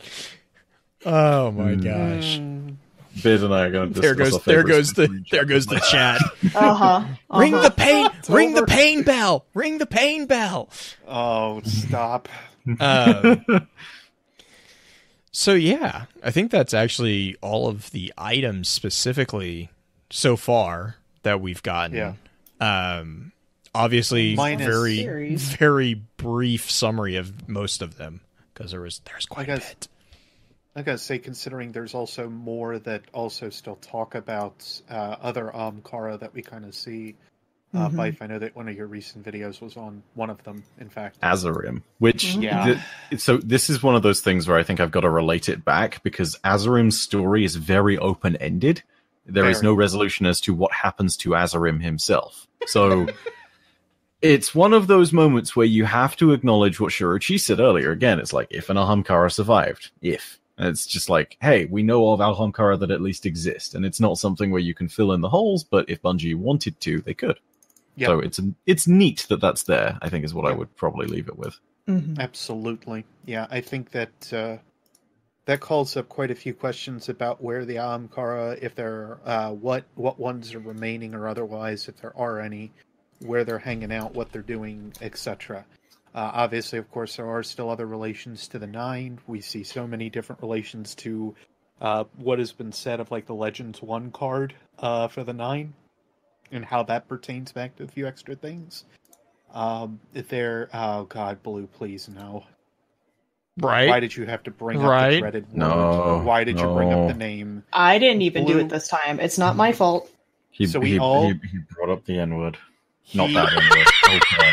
Wow, not that one. That one. Quick Nezarec. He said Nezarec. He said Nezarec. All right. Backpedal. Quick clarification on that one. He poked the bear and said Nezarec. That's how we're going to put it as.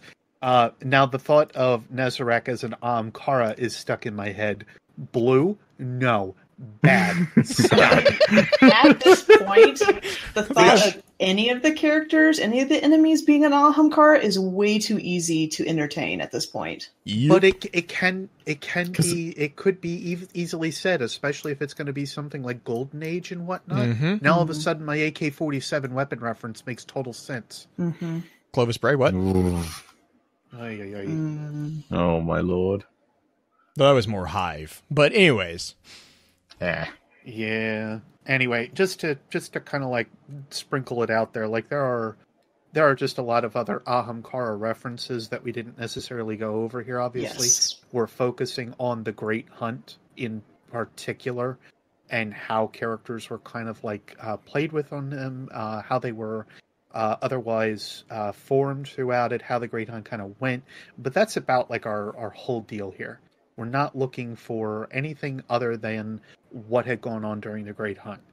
And again, with the implications of the Nine, the other characters that are otherwise associated with Ahamkara themselves, and how we don't necessarily know too much more about their physiology past them being the shapeshifters that they are. And then, of course, talking about some of the stuff that we did with Riven last time, there are plenty of other things that you can dig into with the Ahamkara that still give you enough hints to finally go by with them past, oh, they're just dragons.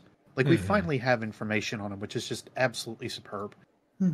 So to any and all of you that are out there that just got done listening to this, I hope you got something out of it that can help along with your theories, because in the end, that's the most important thing about any new info we get. I think with the Great Hunt and how that all kind of pertains back to how it either influences us or otherwise, at least for me, that's what I wanted to highlight. And I hope you got a little something more out of it, which is your theories on Ahamkara, because we all know that's a very big deal for all of us, at least in this chat or otherwise. Speaking of theories, I have one I want to ask you guys after the show, because I do not want to go down this rabbit hole on air necessarily. It's kind of related to the Great Hunt, but really not. So that's one thing I do want to say, that the Forsaken lore has done in particular, it's brought back the ability to the theory craft Right. effectively, because we have so many more mysteries again. Answers, yes, but a lot more mystery. I would agree. Aside from anything else as well, it speaks to the testament. It's a testament to the improved. I say improved as though there was anything really like atrocious about a lot of it before. No, like this follows very much the trend of Bungie's writing team and what they've been learning from the very beginning of D1 And since learning from Taken each King. other. And yeah, it's good. It's good. Mm-hmm. There is a nice trend here. In addition to that, just to kind of like harp on that for half a second, my Destiny 2 book, my first one that I have, is completely filled front to back from year 1. Year 1 didn't have any problems for giving us lore, I'll tell you what. As that year 1 of Destiny 1 or year 1 of Destiny 2? I'm assuming Destiny 2. 1. Oh, Destiny okay. 2. Destiny 2, actually, I filled an entire moleskin, no problem. For reference, Destiny 1 entirety was 2 books. So 3 years fit into 2 books, where right now I am actually on the path to fill 2 books in 2 years, especially with the stuff that it looks like they're coming out with. So that should actually give plenty of indication of like where we're at, and like why I had said at the start of the show, I think most of us are kind of just like drowning in a good majority of this stuff. And then I wish I were a little bit more bureaucratic, because then I could be like, well, this goes here, I'll cover this first. And there's just, it's all in such a mishmash. There is so much to cover. It's one of those things where it's almost impossible to effectively do it all at once. And I mean, let's be honest, with Black Armory coming up, I know that's going to mess with schedules generally. Right. I'm going to say nobody, I think, is going to be like on point with what we want to do. Like those 3 videos a week that you had. Well, I mean, it could be 4 really short ones, or it could be like 2 30-minute ones, or it could, there's no, there will be no congruence to anything. And that's just part of, I think, what we have to accept. It's fine. Yeah. I gotta say, the first couple weeks for any release, it feels like it's kind of that way too. But anyway, just to harp on that fact a little bit more, like there is so much for us to kind of dig through, and obviously with the tangents we went down on so many of these items, that should tell you something for the linking trends that you still find within Destiny's lore. It's still very possible, and it's still very prevalent. Indeed. Sorry, chat. All right. Anyways, shout outs so we can get on to Green's post-show question. Oh, no.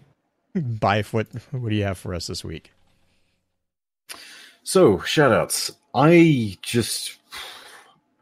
think there's one thing that I want to shout out. It's not anything that's immediately lore related, but it's, and I hope it's not taboo to shout out another podcast on this, but I actually want to go ahead and shout out the Saint 14 podcast.